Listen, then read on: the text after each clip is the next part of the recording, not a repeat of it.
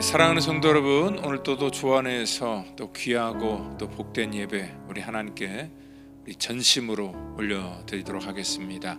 이 시간 또 믿음으로 주 앞에 나아가며 이 시간 우리 묵상으로 기도할 때 우리 2월 우리 1일 우리 주일 예배 시간 드리도록 하겠습니다. 다 같이 묵상으로 기도합니다. 여호와 우리 주여, 주의 이름이 온 땅에 어찌 그리 아름다운지요. 주의 영광이 하늘을 덮었나이다. 주의 대적으로 말미암아 어린 아이들과 젖먹이들의 입으로 권능을 세우시며 이는 원수들과 보복자들을 잠잠하게 하려 하심이니이다. 주의 손가락으로 만드신 주의 하늘과 주께서 베풀어 두신 달과 별들을 내가 보오니 사람이 무엇이기에 주께서 그를 생각하시며 인자가 무엇이기에 주께서 그를 돌보시나이까. 하나님 감사합니다. 오늘도 우리 인생 가운데 함께 하시고 하나님 정말 우리를 이 천하의 그 어떠한 것보다 존귀하게 여기셔서 하나님 앞에 예배자로 세워주시고 하나님의 생명을 우리 가운데 주심을 또 이 시간 감사하며 이 시간 믿음의 제사를 주 앞에 드리기를 원합니다. 우리의 마음의 중심을 붙드시고 오늘도 성령의 충만함으로 함께 하셔서 오늘 예배를 통하여서 하나님과의 귀한 만남 있게 하시고 성령의 충만함을 우리 가운데 부으시고 인도해 주시옵소서. 모든 것 주께 의탁하오며 사랑이 많으신 예수님의 이름으로 기도하옵나이다. 아멘. 이 시간 우리 다 같이 사도신경으로 우리의 신앙을 고백하겠습니다. 전능하사 천지를 만드신 하나님 아버지를 내가 믿사오며 그 외아들 우리 주 예수 그리스도를 믿사오니 이는 성령으로 잉태하사 동정녀 마리아에게 나시고 본디오 빌라도에게 고난을 받으사 십자가에 못 박혀 죽으시고 장사한 지 사흘 만에 죽은 자 가운데서 다시 살아나시며 하늘에 오르사 전능하신 하나님 우편에 앉아 계시다가 저리로서 산 자와 죽은 자를 심판하러 오시리라. 성령을 믿사오며 거룩한 공회와 성도가 서로 교통하는 것과 죄를 사하여 주시는 것과 몸이 다시 사는 것과 영원히 사는 것을 믿사옵나이다. 아멘.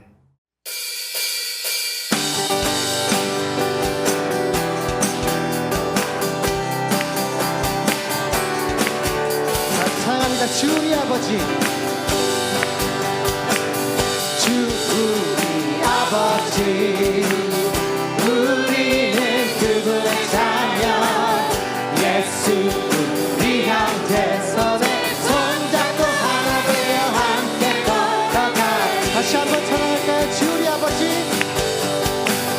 주 우리 아버지,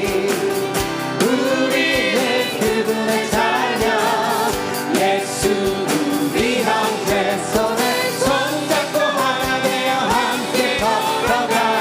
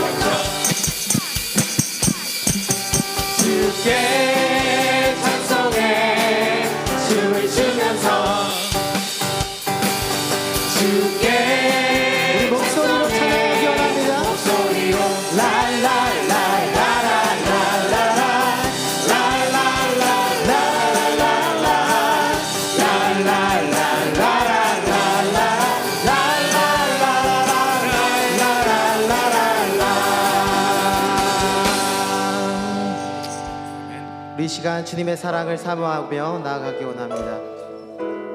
우리의 시선이 우리 주님 앞에 나아가기 원합니다. 우리를 이 자리로 불러주신 우리 주님 앞에 찬양 올려드립시다. 하나님의 사랑을 사모하는 자, 하나님의 평안을 바라보는 자, 너의 모든 것 창조하신 우리 주님이 너를 얼마나 사랑하시는지, 하나님께 찬양과 경배하는 자, 하나님의 선하심을 닮아가는 자, 너의 모든 것 창조하신 우리 주, 우리를 자녀 삼으셨음을 지금 고백합니다. 하나님 사랑의 눈으로, 하나님 사랑의 눈으로 너를 어느 때나 바라보시고, 하나님인 자 귀로서 언제나 너에게 기울이신 어둠의 밝은 빛을 밝은 빛을 비춰주시고, 너의 작은 신음에도 응답하시니, 너는 어느 곳에 있든지 주를 주만 바라볼지라. 주만 바라볼지라. 하나님께 찬양과 하나님께 찬양과 경배, 하나님의 선하심을 담기 원합니다. 하나님의 선하심을 닮아가는 자, 너의 모든 것 창조하신 우리 주님이 너를 찬양 삼으셔. 하나님 사랑의 눈으로, 하나님 사랑의 눈으로 너를 어느 때나 바라보시고, 하나님인 자 귀로서 하나님인 자 귀로서 언제나 너에게 기울이시니, 어두움에 밝은 빛을 비춰주시고, 너의 작은 신음에도 응답하시니, 너는 어느 곳에 있든지 주를 향하고 주만 바라보. 전능하신 하나님 찬양, 언제나 우리에게 동일하신 언제나 동일하신 전능하신 전능하신 하나님 찬양, 영원히 다스리시는 주 앞에 나아가기 원합니다. 다시 한번 고백합시다. 전능하신 하나님 찬양, 언제나 언제나 동일하신 전능하신 하나님 찬양, 영원히 다스리네. 우리 사랑하는 아버지 앞에 고백하기 원합니다. 사랑하는 나의 아버지 이름 높여드립니다.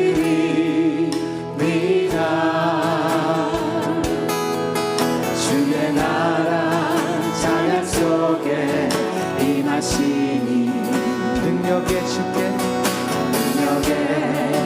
주께 찬송하네. 전능하신 하나님 찬양 언제나 동일하신 주 전능하신 하나님 찬양 우리 영원히 다스리시옵소서. 영원히 다스리네. 나 주의 이름 높이리. 나 주의 이름 높이리. 나 주의 이름 높이리. 나 주의 이름 높이리.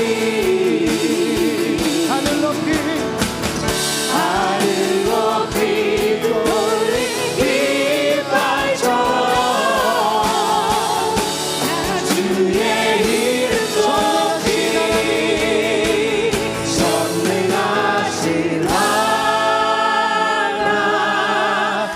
찬양 언제나 동일하신 주 전능하신 전능하신 하나님 찬양 영원히 다스리네.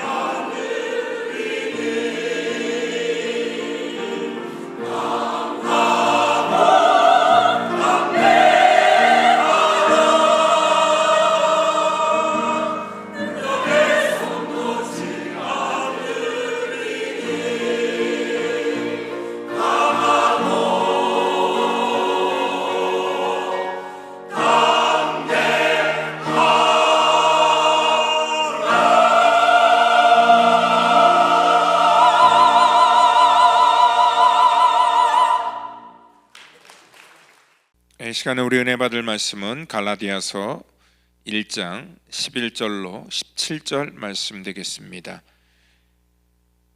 형제들아, 내가 너희에게 알게 하노니 내가 전한 복음은 사람의 뜻으로 따라 된 것이 아니니라. 이는 내가 사람에게서 받은 것도 아니요 배운 것도 아니요 오직 예수 그리스도의 계시로 말미암은 것이라. 내가 이전에 유대교에 있을 때에 행한 일을 너희가 들었거니와 하나님의 교회를 심히 박해하여 멸하고 내가 내 동족 중 여러 영갑자보다 유대교를 지나치게 믿어 내 조상의 전통에 대하여 더욱 열심히 있었으나 그러나 내 어머니의 태로부터 나를 택정하시고 그의 은혜로 나를 부르시니가 그의 아들을 이방에 전하기 위하여 그를 내 속에 나타내시기를 기뻐하셨을 때에 내가 곧 혈육과 의논하지 아니하고 또 나보다 먼저 사도된 자들을 만나려고 예루살렘으로 가지 아니하고 아라비아로 갔다가 다시 다메섹으로 돌아갔노라. 아멘. 이 시간에는 하나님이 나를 택하셨나 내가 하나님을 택했나라는 그러한 제목을 가지고 우리 갈라디아서 우리 세 번째 강의를 같이 나누도록 하겠습니다. 우리 신앙생활을 하다 보면은요, 오늘 이 설교의 제목처럼 하나님께서 나를 택하셨나 아니면 내가 하나님을 택한 것인가 라는 그런 질문을 우리가 해봅니다. 그러니까 내가 예수님을 믿기로 결단하고 내가 교회를 나간 것이 오늘 나의 의지로 한 것인가 아니면 하나님의 주권적인 그러한 이 부르심과 이러한 선택 때문에 내가 그 일을 한 것인가라고 우리가 이제 이러한 질문을 하는 거지요. 또 어떤 사람들은 또 이렇게 묻기도 합니다. 만약 하나님이 나를 택했다면 내 믿음과 내 선택은 어떠한 의미를 갖는가? 그러니까 내 자유의지로 뭔가를 결정한 것이 이게 하나님의 주권이었었다면은 그거는 정말 진정한 자유가 아니지 않은가라는 그러한 생각을 또 하기도 하기 때문에 그렇습니다. 여러분들 이 질문은요 사실 어떻게 보면은 단순한 질문은 아닙니다.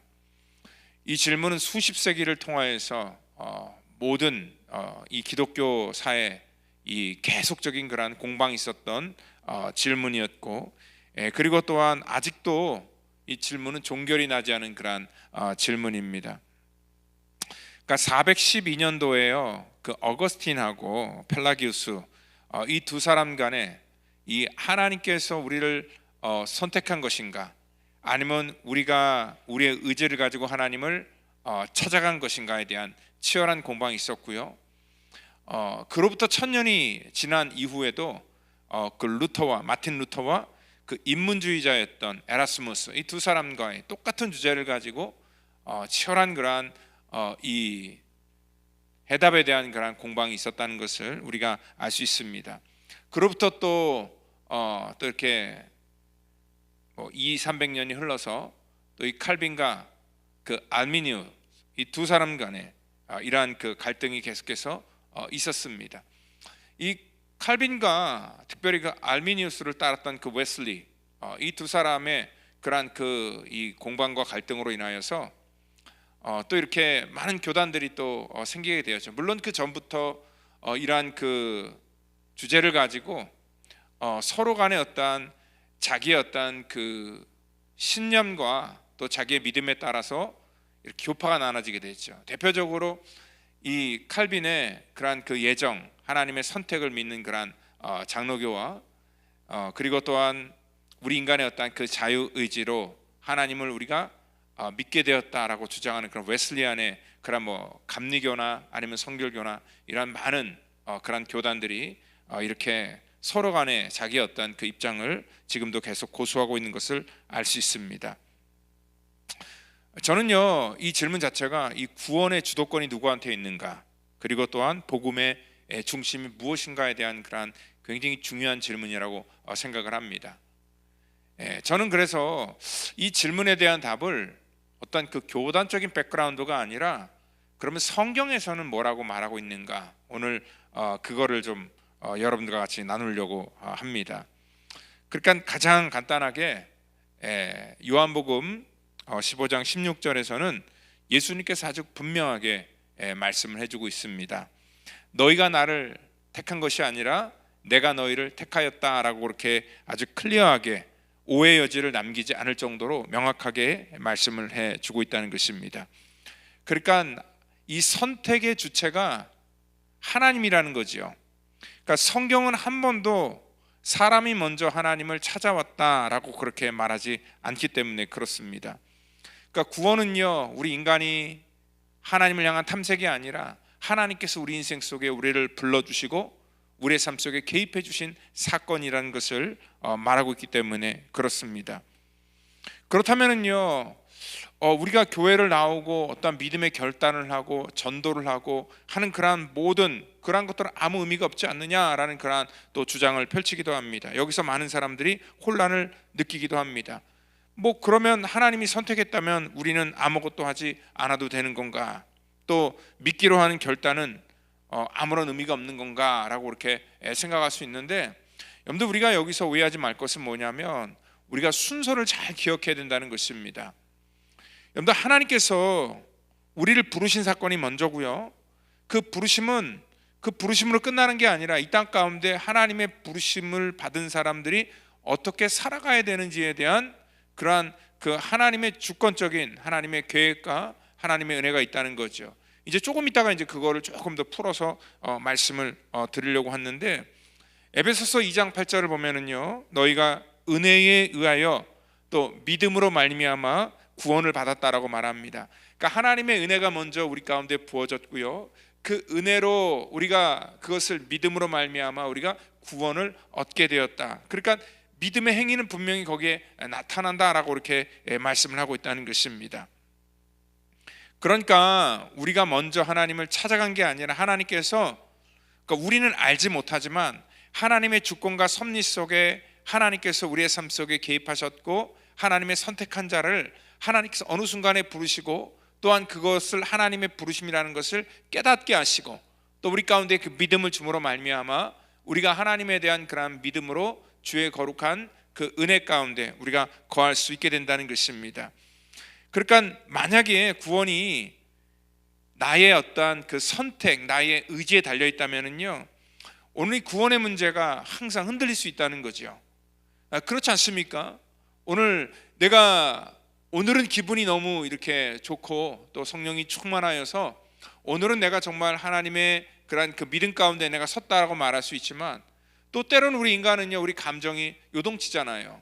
그래서 어느 순간에는 바닥으로 내려갈 때는 정말 내가 구원받는 사람이 맞나라는 그런 의심이 들 정도로 우리 마음속에 이러한 그 하나님에 대한 그런 이 주권, 하나님에 대한 그런 믿음이 식어버릴 때가 있기 때문에 그렇다는 것입니다.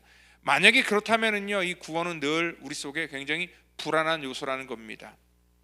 그렇기 때문에 하나님께서는요, 이 구원에 대해서 말할 때는 오늘 하나님께서 요한복음 10장 28절에도 그들을 내 손에서 빼앗을 자가 없다라고 이렇게 말씀을 하고 있습니다.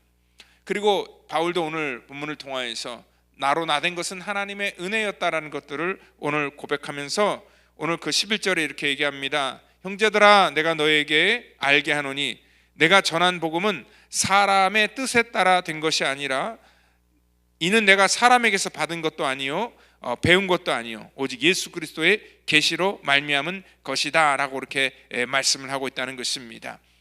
그리고 하나님께서 모태로부터 나를 택정하셨다라고 그렇게 말하고 있다는 것입니다. 그러니까 지금 자기가 전하는 복음, 내가 예수를 믿고 내가 이렇게 하나님의 거룩한 복음을 전하는 것은 내가 누군가에게 배워서 내가 이렇게 하는 것이 아니라 이거는 하나님의 계시로부터 나에게 그냥 주어진 것이고 임한 것이다라고 말합니다. 여기 계시라는 말을 할 때요, 계시는 좀 이렇게 이 비밀과 좀 다른 그런 이유 중에 하나가 뭐냐면은, 비밀은요 이렇게 공개하고 보여주면은 모든 사람들이 다 압니다. 근데 이 계시라는 거는요, 아무리 이렇게 보여줘도 사람이 그것들을 알지 못한다는 거지요. 그러니까 하나님의 말씀을 우리가 눈으로 읽을 수 있습니다. 그리고 그것을 머리로 이해할 수 있습니다. 근데 여러분들, 이 하나님의 말씀을 눈으로 보고 머리로 이해한다고 해서 우리가 다 아는 것이 아닙니다. 이 말씀 속에서 하나님께서 그 상황에 따라서 우리 가운데 주시고자 하는 그런 하나님의 계시가 있다는 거죠. 오늘 이 설교는요, 그래서 어떻게 보면은 하나님의 그런 계시를 오늘 우리 성도들에게 전달해 주는 그러한 일종의 그런 하나님의 메신저로서의 그런 사역을 감당하는 일이라고 생각할 수 있다는 거지요. 그러니까 우리가 이 똑같은 말씀을 보고 또 읽었는데 이 말씀 속에서 정말 하나님께서 우리 가운데 들려주시는 그러한 깊은 하나님의 그 마음을 우리가 알지 못할 때 이 설교자를 하나님이 세워서 하나님의 뜻을 이 땅 가운데 나타나게 하고 그것들을 모든 사람들이 깨닫게 하는 것, 그게 바로 이 계시의 말씀을 전하는 그러한 이 모든 과정이라는 것입니다. 여러분들 그렇기 때문에 우리가 하나님의 음성을 듣는다라는 것들은 어떠한 우리의 그 육적인 소리로 하나님의 음성을 듣는 것이 아니라 하나님의 계시를 이 땅 가운데 우리가 깨닫고 알아갈 때에, 그리고 하나님께서 그것을 우리 가운데 오픈해 주실 때에, 그 깨닫게 해 주실 때, 그거는 오늘 여기 그 바울이 사람에게 배워서 한 게 아니라 하나님께서 그의 마음속에 직접 주신 거라. 그러니까 위에서부터 우리 가운데 내려온 것, 임한 것이다라고 이렇게 말하기 때문에 그렇습니다. 그래서 우리가 이러한 하나님의 그러한 계시의 말씀을 오늘 우리가 깨달을 때 우리 마음속에 그러한 동의가 있습니다. 아, 그랬구나. 정말 그래서 그런 거였구나. 하나님의 말씀은 정말 진리구나 라는 그러한 그 우리 마음속에 어떤 그 동감이 자연스럽게 생긴다는 것입니다. 그렇기 때문에 여러분들 우리가 설교를 들을 때도요, 그냥 단순하게 앉아서 사람의 소리로, 목사의 소리로 듣는 게 아니라 하나님께서 이 말씀을 통해서 나에게 어떠한 말씀을 주시고 또는 어떠한 그런 하나님의 계시가 우리 가운데 임하는가, 그거를 우리가 사모하면서 기도하는 그런 마음으로 하나님의 말씀을 들어야 된다는 것입니다. 오늘 여기 그 설교는 바로 하나님의 계시로 우리 가운데 주어진 거기 때문에 아무리 여러분들 요즘에 뭐 AI를 통하여서 또 챗GPT를 통하여서 뭐 제미나이를 통하여서 우리가 하나님의 말씀을 뭐 이렇게 풀어가고 그 말씀을 우리가 이렇게 목사가 없어도 들을 수 있다? 여러분들 그건 천만의 말씀입니다.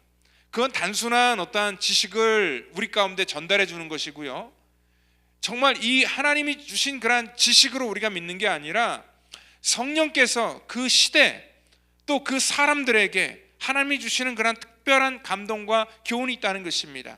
그래서 똑같은 말씀을 전달해도요, 그 대상이 누구인지에 따라서, 그리고 또 그게 어떠한 그러한 그 시기에 따라서 그 말씀은 전혀 다른 그러한 각도로 우리 속에 전파될 수 있고, 또한 그러한 말씀을 통해서 어떤 사람들은 은혜를 받기도 하고요, 그리고 그 삶이 변화되는 그러한 역사가 있다는 것입니다. 여러분들 우리가 그런데 이러한 하나님께서 우리 가운데 주시는 이러한 계시의 말씀을 이게 하나님의 관점 속에서 풀어가는 게 아니라 사람이 듣기 좋아하는 그런 관점 속에서 풀어가다 보니까 점점 뭐예요? 이 교회가 또 하나님의 말씀의 복음이 생명력을 이 땅 가운데 이뤄가고 있다는 것입니다. 여러분들 그래요. 요즘 사람들은 그런 하나님의 말씀을 듣는 거를 좋아하는데 자기 방식대로 듣는 걸 좋아해요. 그래서 교회가 어떠한 그 천국과 지옥, 또 죄악, 회개, 십자가 이런 거 말하면은요, 조금 세련되지 않고 좀 약간 구시대적이다라고 이렇게 생각하는 그런 사람들이 분명히 있다는 것입니다. 그래서 어떤 사람은 그래, 요즘 목사님 그런 좀 너무 이렇게 직선적인 그런 단어를 쓰면은 성도들이 싫어합니다. 뭐 회개하라, 뭐 죄다라고 이렇게 말하면은 사람들이 그거에 대해서 거부감을 갖습니다. 그래서 좀 고상한 말로 좀 바꾸십시오. 그러니까 죄라는 말보다는 그냥 우리의 연약함이다라고 이렇게 좀 표현해 달라고 하고, 또 회개 대신 자기 성찰이나 또 십자가 대신 자기 어떠한 그 희생의 상징, 뭐 이러한 말로 조금 이렇게 그 뉘앙스를 좀 약간 부드럽게 좀 표현해 달라고 이렇게 요청하는데요, 언젠가부터 이러한 식으로 단어를 바꾸다 보니까 사람들이 좋아하게 되고 또 그러한 교회 사람들이 몰리게 됩니다. 근데 여러분들 이렇게 하다 보니까요, 이 복음을 설명하려고 해도 더 이상 이 복음이 하나님의 그러한 살아있는 그러한 말씀, 오늘 생명의 말씀으로 우리 가운데 전달되는 것이 아니라 그냥 인간들의 위로와 인간들의 어떠한 격려, 어떠한 성공 스토리로 모든 것들이 다 바뀌어버렸다는 것입니다. 그래서 바울은 얘기하는 거예요. 내가 사람의 기쁨을 구하였다면 나는 그리스도의 종이 아니다. 나는 여러분들의 눈치를 보고 여러분들의 입장 가운데서 여러분들을 대변하려고 이 자리에 섰다면 난 그리스도의 종이 아니다. 나는 하나님의 거룩한 말씀을 대변하는, 하나님이 계시의 말씀으로 나에게 주신 이 말씀을 너희들에게 주기 위해서 이 자리에 섰다라는 것들을 분명하게 그가 밝히고 있다는 것입니다. 우리가 인생을 살아가면서 우리가 흔히 하는 착각들이 있습니다. 그러니까 이 모든 것들, 이 주어진 것들이 자기 노력으로 다 성취되었다라고 생각하는 그런 이 착각이라는 것입니다. 근데 여러분들, 이거를 우리가 온전하게 깨달아야지만 우리가 비로소 성숙해지고 겸손해진다는 거죠. 그러니까 나이가 아무리 먹어도요, 내가 얻은 나의 어떤 그 재산이나 또 가족이나 또 내가 지금 일하고 있는 어떤 일터나 이 건강이나 이런 모든 것들이 내가 잘 관리하고 지켜서 지금 내가 누리고 있다라고 생각하면은 그 사람은 끊임없이 그러한 자기 자아에 빠져서 하나님께서 우리 가운데 원하시는 거룩한 그러한 이 복음만으로 우리가 들어갈 수 없다는 것입니다. 여러분들, 이 모든 그러한 이 출발은요, 하나님께서 나에게 주신 것이고 또 내가 지금 소유하는 것도 이게 내 것이 아니라 하나님께서 나에게 허락하신, 내가 살아가는 삶의 그러한 기간 동안에 잠깐 나에게 맡겨주신 거라고 생각해야지 우리가 이 건강한 또 하나님께서 기뻐하시는 그러한 믿음의 생활을 우리가 할 수 있다는 것입니다. 여러분들, 그렇지 않습니까? 정말 중요한 거는 내 의지로 만든 것 아무것도 없습니다.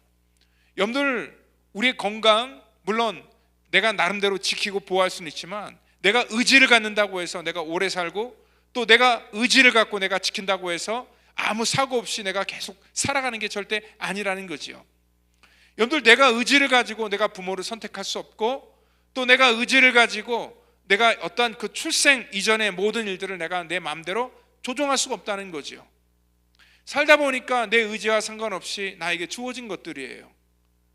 내 언어나 아니면 내 환경이나 아니면 나의 부모나 또 부모 입장에서 자녀를 낳을 때도 내가 어떠한 내 의지로 이러한 자녀가 나왔으면 좋겠다 한다고 해서 나오는 것이 아니라 전혀 나의 의지와 상관없는 그러한 모습으로 자녀가 나올 수도 있고 또한 그러한 자녀를 낳기를 원하지만 낳지 못할 수도 있다는 것이죠.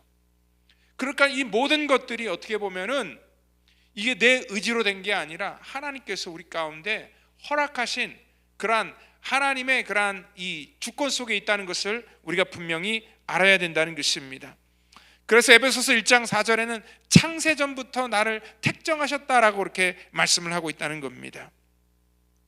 오늘 여기 바울은요, 자기 과거에 대해서 쭉 얘기를 해요. 오늘 13절부터.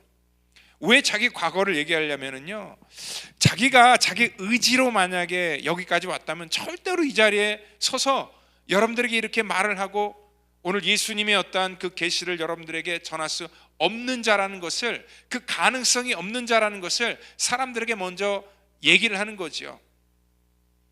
내가 이전에 유대교에 있을 때 행한 일을 너희가 들었거니와 하나님의 교회를 심히 박해하여 멸하였고 내 동족 중 여러 영갑자보다 유대교를 지나치게 믿어 내 조상의 전통에 대하여 더욱 열심히 있었던 자다라고 이렇게 말하고 있습니다. 이 말은 뭡니까? 자기는 근본적으로 출생부터 예수님을 믿을 수 없는 그러한 출생으로 태어났다라는 것들을 그가 고백하는 거지요. 그래서 만약에 내 자유의지로 내가 살았다면은 나는 영원히 예수 믿는 자들을 박해하고 핍박하는 그러한 삶을 살았을 것이다 라고 말하고 있습니다. 왜냐하면 자기는 유대교 중에서도 지나치게 조상의 전통에 대해 더욱 열심히 있는 자였고, 그래서 자기 삶 속에 주어지는 모든 일들 속에 자기는 최선을 다해서 예수 믿는 자들을 박해했다라고 말하고 있다는 것입니다. 그러니까 13절과 14절의 주어는 뭐냐면 내가 이전에 내가 내 동족 중에 전부 다 주어가 자기 자신인데 오늘 15절부터 이 주어가 바뀝니다. 그러나 라고 이렇게 말하는데요, 오늘 영어로는 But when God who sent me apart from my mother's womb and called me by his grace was pleased, 이렇게 얘기를 하고 있습니다. 그러니까 이 말씀 자체가 뭡니까? 하나님께서 모태로부터, 그러니까 내가 선택해서 된 게 아니라 오늘 모태로부터 하나님께서 나를 택하셨다, 하나님이 나를 구별하셨다, 그리고 하나님이 그걸 기뻐하셨다라고 말하고 있어요. 그러니까 내가 어떠한 것들을 선택한 게 아니라 내 삶은 그렇게 태어났다라는 것들을 그가 지금 고백하고 있다는 것입니다. 그래서 그는요, 자기가 하나님으로부터 이렇게 부름받은 것은 그 다메섹 도상에서 그 주님께서 그를 찾아오신 그 사건 때문에 하나님이 나를 이런 방향으로 나를 사용하시는구나 라고 이렇게 그가 깨달은 거지, 그 소명을 깨달은 거지. 그러니까 어떻게 보면은 그때 깨닫고 내가 예수를 믿어야 되겠다, 어떠한 내 의지로 내가 믿었다라고 생각할지 모르겠지만, 여러분들이 바울이 지금 주장하는 건 뭐냐면, 내가 그때는 깨달았지만 그 이전에도 이미 하나님께서는 나를 그렇게 사용하도록 모태로부터 나를 그렇게 하나님이 정하셨다라는 것들을 그가 지금 고백하고 있다는 것입니다. 여러분들, 이게 하나님의 부르심이에요.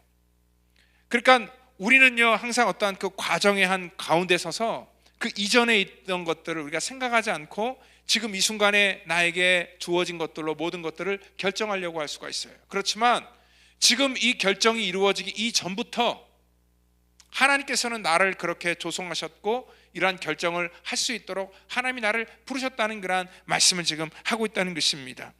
그러니까 모든 사람이 다 그런 것 같습니다. 저 역시도 마찬가지예요.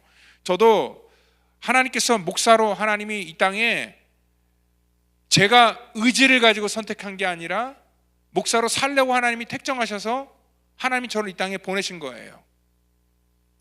만약에요, 제가 제 자신이 목회의 길을 선택하라고 했다면은, 제가 제 자신을 잘 알잖아요.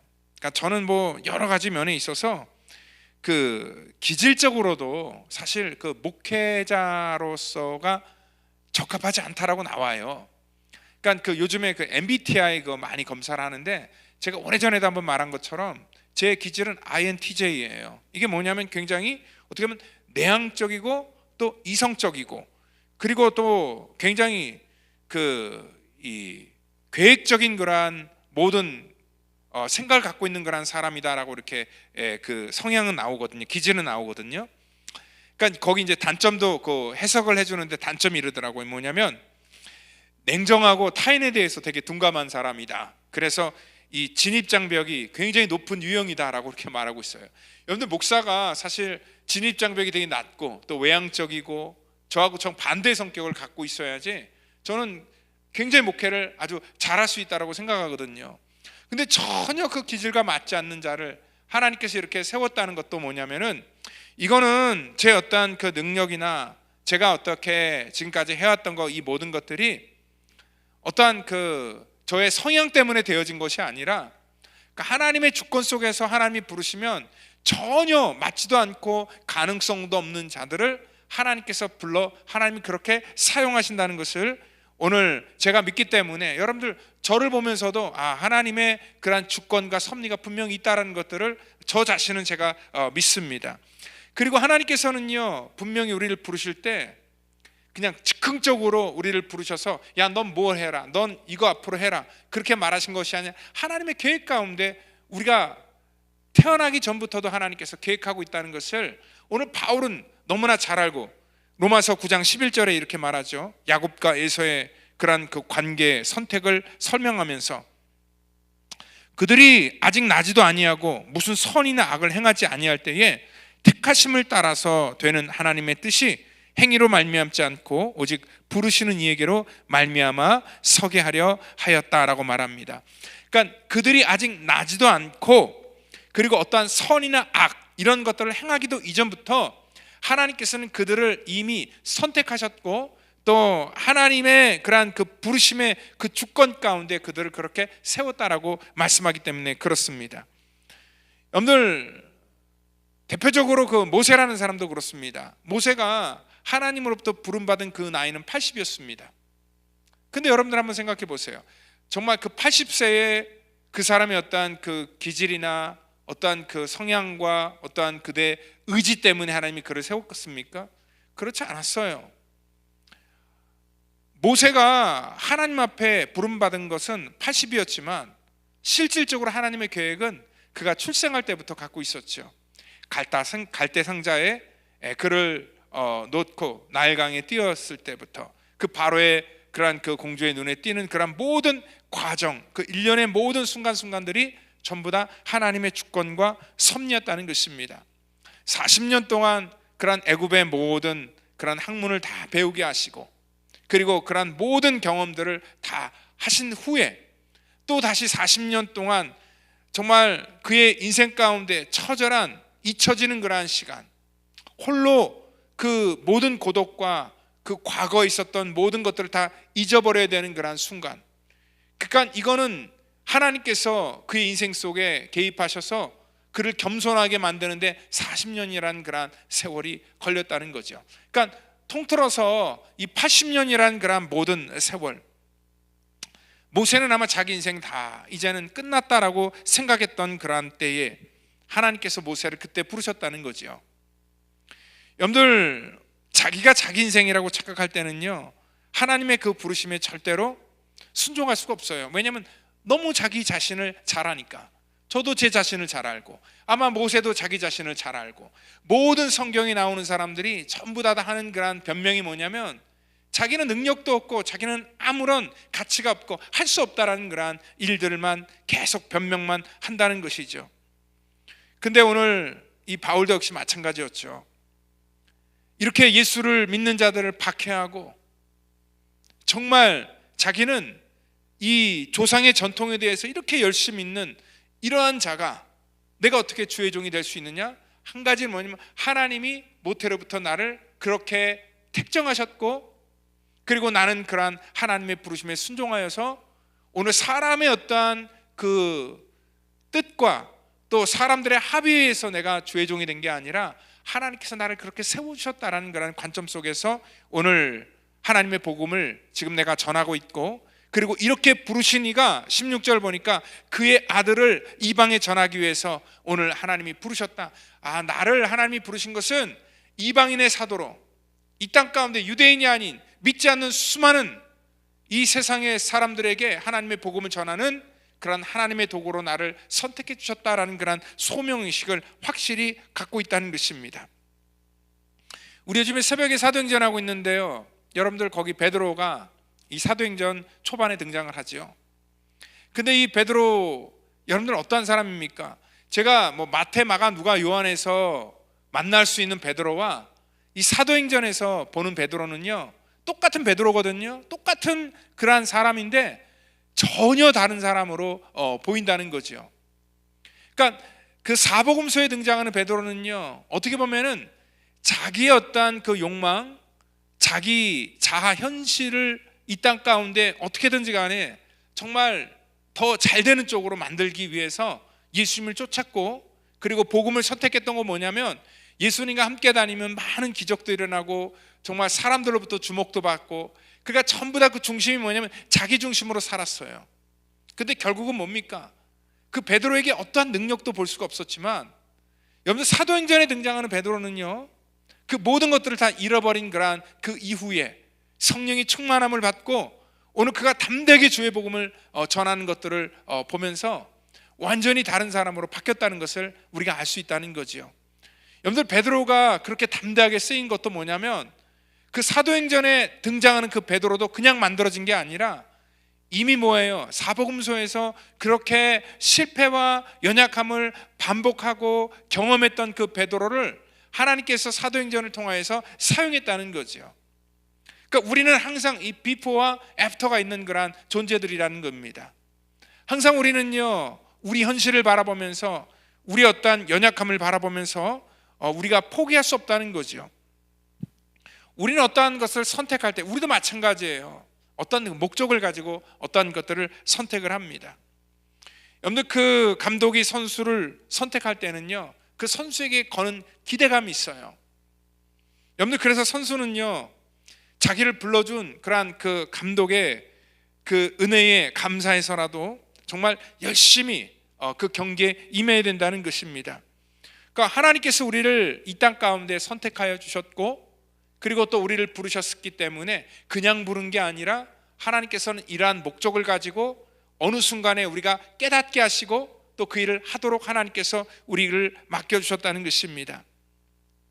한 명만 더 예를 들면은요, 구약의 예레미야 선지자 같은 경우를 보면은요, 그는 정말 이 유대가 바벨론에 의해서 멸망을 당하고 또 유다의 모든 백성들이 바벨론으로 다 끌려가기 전에 하나님으로부터 부름을 받은 그런 선지자였어요.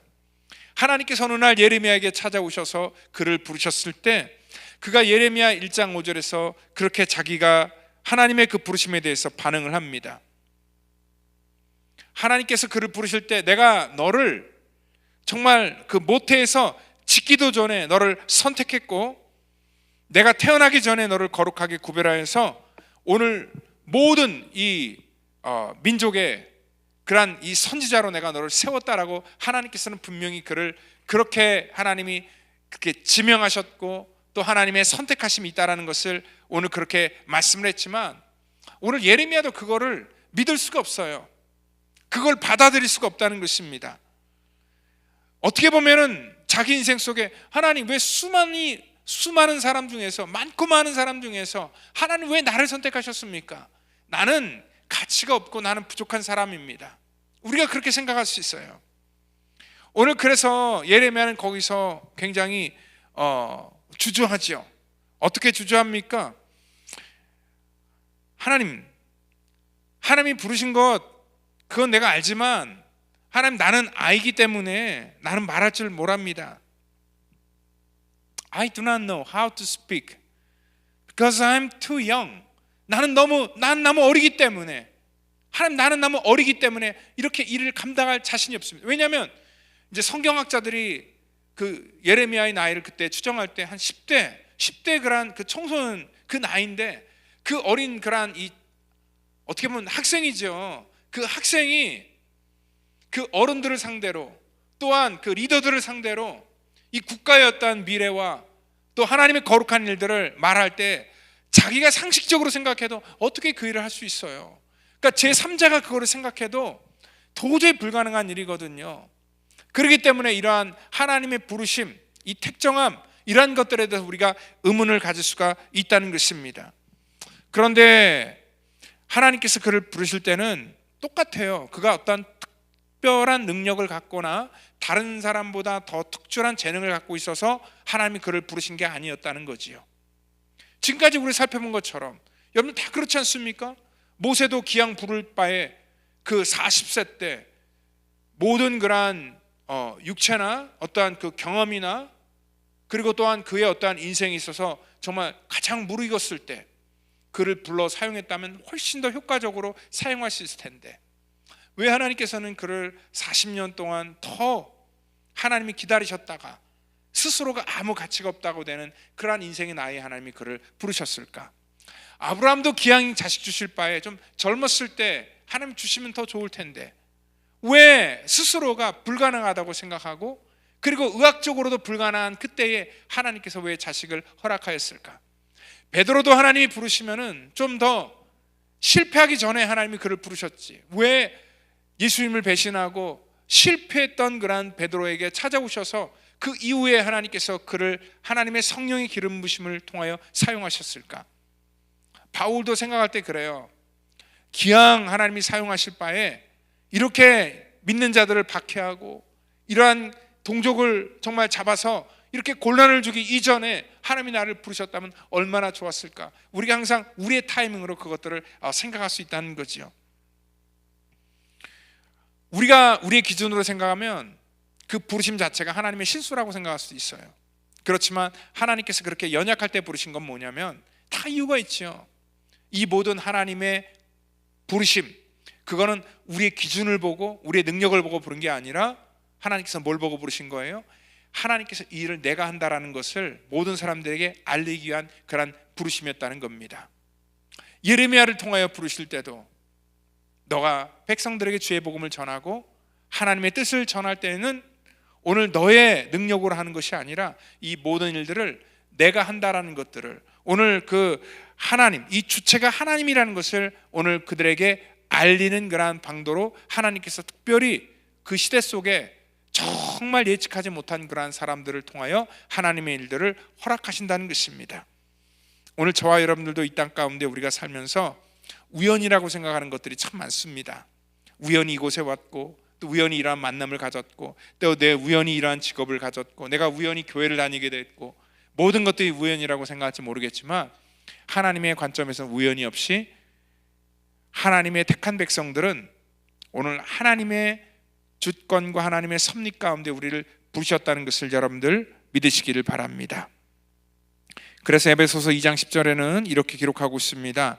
우리는 그의 만드신 바라 그리스도 예수 안에서 선한 일을 위하여 우리는 지으심을 받은 자니 이 일은 하나님이 전에 예비하사 우리로 그 가운데 행하게 하려 하심이니라 라고 말씀을 하고 있습니다. 우리는 하나님의 택함을 받은 사람, 구원을 받은 사람, 그 이전에 오늘 하나님께서 우리 가운데 예비하셨는데 오늘 선한 일을 위하여 우리를 지으셨다. 오늘 여기 바울은 오늘 그 이방인의 사도로서 이방인에게 주의 복음을 전하기 위해서 내가 너를 만들었다. 하나님이 그를 선택한 목적, 하나님이 그를 부르신 이유가 분명히 있었다는 것입니다. 그렇기 때문에 우리는요, 우리를 불러주신 것에 대해서 정말 감사해야 돼요. 지난 새벽에 이런 얘기를 했죠. 또 그 축구 좋아하잖아요. 그 축구할 때 보면은 이 항상 다 선발이 아닙니다. 선발 있고 후보가 있다 그랬어요. 근데 여러분들 선발이 좋습니까? 후보가 좋습니까? 라고 생각할 때 여러분 그 선발로 만약에 뛰게 되면은요, 경기에 뛰면은요, 그 리스크가 되게 많아요. 왜냐하면 경기를 하다가 부상을 당할 그러한 위험도 있고, 그리고 또 그날 자기 뜻대로 경기가 안 풀리면은요, 사실 어떻게 돼요? 사람들에게 어떻게 욕도 먹고, 또 감독에게 눈밖에 나기도 하고, 그리고 또 막 땀을 흘리면서 에너지를 최대로 끌어올리면서 얼마나 수고를 합니까? 근데 반면에 뭐예요? 후보들은요, 같은 경기장에 있지만 그들은 부상당할 위험도 없고, 그리고 또 뭐 실수를 해서 또 눈밖에 날 그러한 그 리스크도 적고요. 그리고 그들은요, 만약에 그게 무슨 어떠한 대회라면은 그 메달도 똑같이 받습니다. 그래서 우리가 객관적으로 생각할 때는 그냥 후보로 있는 게 훨씬 더 안전하고 훨씬 더 리스크가 적습니다. 근데 우리 선수들에게 물어보면은요, 그 누구도 후보로 있기를 원하는 선수들은 없어요. 모든 사람들이 다 뭐예요? 선발로 뛰고 싶어 합니다. 그라운드에 나가고 싶어 한다는 거죠. 왜 그렇습니까? 선수는요, 경기장에서 뛰면서 오늘 땀을 흘리고 몸을 부딪히면서 오늘 자기를 증명해야 될, 오늘 그러한 자기 정체성이 있기 때문에 오늘 그 필드로 나가고 싶어 한다는 것입니다. 하나님께서 저와 여러분들을 부르실 때도 바로 우리를 선발로 뛰라고 우리를 불러주신 거예요. 그래서 우리가 주회를 하다가 설령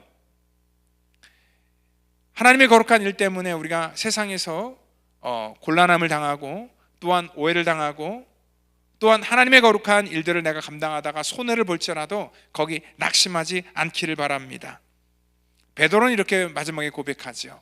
내가 이 복음을 전하다 감옥에 갈지라도, 그리고 내가 능욕받는 자로 여김을 받는 것 그 자체가 뭐냐면 나는 그것 때문에 기뻐한다라고 말하고 있습니다. 왜냐하면 내가 비로소 내가 하나님의 택한 자로서 내가 사람들에게 내가 인정을 받았구나, 하나님께 인정을 받았구나, 바로 그것이 자기 삶 속에 어떤 고난으로 나타났기 때문에 그렇습니다. 여러분들 이 땅 가운데 하나님께서 여러분들을 택하셨다는 것을 여러분들 믿으시길 바랍니다. 우리는 그 부르심에 반응하며 이 땅 가운데 최선을 다할 때 우리의 삶 속에 정말 하나님을 부르신 그 부르심을 깨닫는, 그리고 그것을 감사하는 그러한 놀라운 고백이 우리 속에 있다는 것을 여러분들 믿으시고 또 믿음으로 승리하는 오늘 저와 여러분 되기를 예수님의 이름으로 축원드립니다. 다 같이 기도하겠습니다. 하나님 감사합니다. 수많은 아버지 사람 속에서 우리를 택하시고 하나님의 거룩한 자녀로 부르시고 또한 부르심과 더불어 우리 가운데 귀한 사명들을 허락하여 주셨는데, 하나님 정말 맡겨진 사명을 이 땅 가운데 감당하며 또 믿음으로 정말 하나님 앞에 온전히 우리 삶을 드리는 거룩한 성도 되기를 원하옵고, 그 일을 감당할 수 있는 능력도 주실 뿐더러 또한 아버지 그 일을 통하여서 우리 가운데 정말 이 세상에서 얻을 수 없는 그런 큰 기쁨을 허락하시고 인도하여 주시옵소서. 모든 것을 감사하며 사랑이 많으신 예수님의 이름으로 기도하옵나이다. 아멘.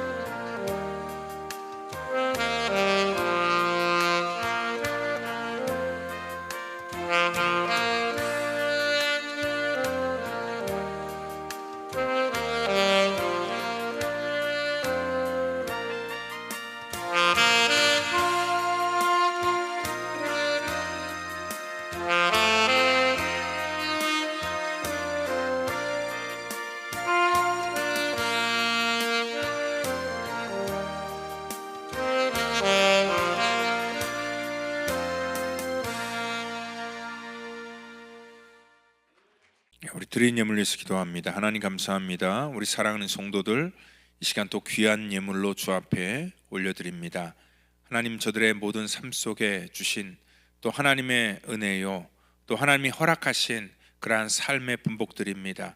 이 모든 것들이 하나님께로부터 왔다는 것을 알기에 믿음으로 고백하는 자들 하나님 기억하시고 축복하여 주셔서 아버지, 드림으로 부족한 것이 아니라 하나님, 저들의 건강과 삶을 하나님 책임져 주시고 또 저들의 모든 아버지 손대는 사업 가운데 우리 하나님께서 날마다 지키시고 인도하여 주셔서 정말 이 땅 가운데 아버지 하나님 주 앞에 믿음으로 산 자들이 이 땅에 구별된 그러한 놀라운 축복을 받도록 하나님께서 역사하시고 인도하여 주시옵소서. 모든 것 감사하며 사랑이 많으신 예수님의 이름으로 기도합니다. 아멘. 우리 교회 소식 전하도록 하겠습니다. 우리 제자훈련반 계속 모집하고 있습니다. 여러분들 이제 2월 달에 시작하게 되는 제자훈련에 또 신청해 주시면 감사하겠습니다. 그리고 우리 그 교회에서 우리 그 시니어들을 대상으로 여러 가지 그러한 프로그램들을 지금 계획하고 있습니다. 특별히 이제 3월 달부터는 시니어 클럽을 저희가 이제 시작을 하려고 합니다. 우리 이정자 전사님을 통하여서 또 이제 이 북클럽을 통해서 영성훈련뿐만 아니라 또 여러 그러한 프로그램들이 우리 3월 4일 수요일 날 오전 10시부터 진행될 거란 계획입니다. 우리 주변에 많이 이렇게 알리셔서 또 이 땅에 또 우리 여기 시니어라는 그러한 그 나이는 뭐 특별히 이렇게 제한되어 있지는 않지만 그래도 뭐 은퇴하신 그러한 모든 분들, 이 작년 모든 분들, 그날 시간이 되는 모든 분들 전부 다 해당이 됩니다. 그래서 그때 같이 또 우리 이 신앙생활을 같이 할 수 있는 그런 귀한 시간들을 갖기를 원하고요. 그리고 또 라이프 오브 마셜 아츠, 우리 윤월 집사님이 하는 태권도 그 도장에서 목요일 날 2월 달부터 아침 7시 반에 이제 그 스트레치 같은 거나 뭐 이렇게 간단한 이렇게 건강을 위한 그런 클래스를 또 이제 시작을 한다고 합니다. 여러분들의 많은 그런 호응을 부탁드리고요. 또 교회에서 또 우리 그 보컬 레슨, 또 첼로 레슨, 플룻 레슨 클래스가 우리 어린 아이들을 대상으로도 그게 이제 시작이 되지만 또 우리 장년들을 대상으로도 시작이 된다고 합니다. 우리 2월 21일부터 시작해서 6월 6일까지 한 15주 동안 진행이 되는데요. 우리 김나라 집사님에게 신청해 주시면 되겠습니다. 우리 다음 주에는 울타리장 모임이 있고 또 운영인의 모임은 15일 날 있습니다. 그리고 15일 날은 또 한국의 구정을 맞이하여서 우리 교인 선교회별로 또 척사 대회를 갖도록 하겠습니다. 그리고 또 우리 성도들의 어떤 그 비즈니스, 우리 성도님들이 어떠한 일을 하고 또 뭐 그거를 통하여서 우리 교인들이 서로 간에 또 서로 돕고 또 그 비즈니스 이용할 수 있는 그런 그 편의를 만들고자 또 우리 그 비즈니스 안내를 한다고 합니다. 우리 박성진 집사님에게 문의해 주시고 그 신청서 작성해서 또 제출해 주시면 우리 함께 이렇게 업소록 같은 거를 만들어서 우리 교인들에게 이렇게 알리는 그러한 일들을 하려고 합니다. 같이 협조해 주시면 감사하겠습니다. 이 시간 우리 다 같이 자리에 일어나셔서 찬송가 26장 구세주를 아는 이들 우리 찬양하신 후에 축도함으로 예배를 마치도록 하겠습니다.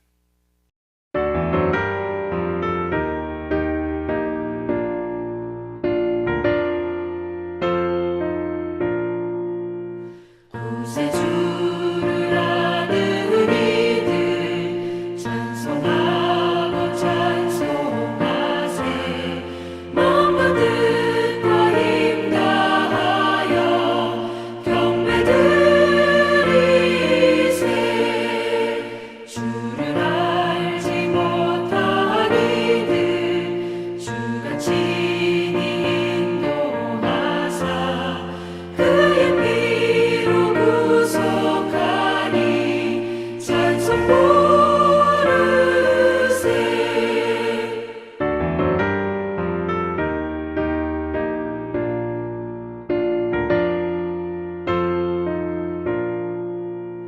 약한 사람 도움받아 시험 중에 참게 되니 모든 죄를 이길 힘은 믿음뿐이라 진리 되신 우리 주는 영원토록 변함없네 성도들아 주를 믿어 길이 섬기세 이제는 구원의 완성을 이 땅 가운데 이루시기 위해 십자가에서 물과 피를 쏟으시며 우리의 모든 허물과 우리의 모든 죄를 사해 주신 우리 구주 예수 그리스도의 그 놀라우신 은혜와 우리를 사랑하셔서 죽기까지 십자가 지신 하나님의 무한하신 사랑하심과 성령님의 교통감화 역사 그 충만케 하심이 오늘 이 땅 가운데 나를 불러주시고 선택해 주신 그 놀라운 은혜에 감사하며 믿음으로 살기를 원하는 사랑하는 성도와 우리의 자녀와 가정과 또 이 시간 함께하지 못한 믿음의 권석 전체 머리 위에마다 이제부터 영원토록 함께 하시기를 간절히 축원하옵나이다. 아멘.